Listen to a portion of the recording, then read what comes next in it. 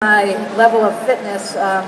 We've had a fairly mild Maine winter, and actually I was able to ride my bicycle outside in February, which is unheard of. And I've been dealing with a little bit of a hamstring and glute issue, so my running's been compromised, but I really would like to run Boston this year because it's the 50th anniversary of Women Running Boston, starting with Bobby Gibb. And I would like to be able to, yes, Bobby deserves a big round of applause.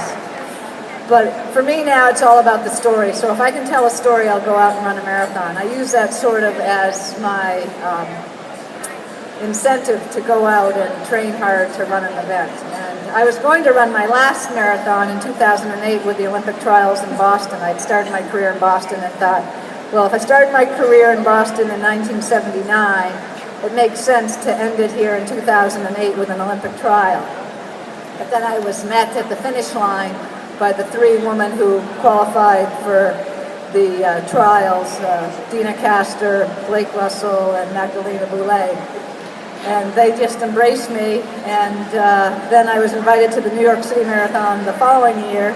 It was the 40th anniversary of New York City, which coincided with the 25th anniversary of my Olympic win, so I said, well, that tells a story. And then it was on to Chicago with Carrie Pinkowski saying, how can you pass up the date 10-10-10? Plus it was the 25th anniversary of my fastest time ever, which was in Chicago. So stories motivate me. And so this year's story in Boston is exciting because I am blessed to have a daughter who loves to run almost as much as I love to run. The only problem is she's much younger than I am, and she's getting faster and I'm getting slower.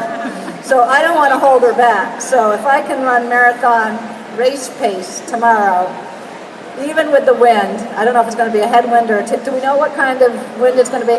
Oh, it's going both ways. That makes sense because we sort of go both ways. Then I'll move on to Boston, and if not, I will cheer our daughter on. So, you know, she inspires me, I inspire her, and that's what our sport is all about. I also like to say not only run your own race, but we all inspire each other.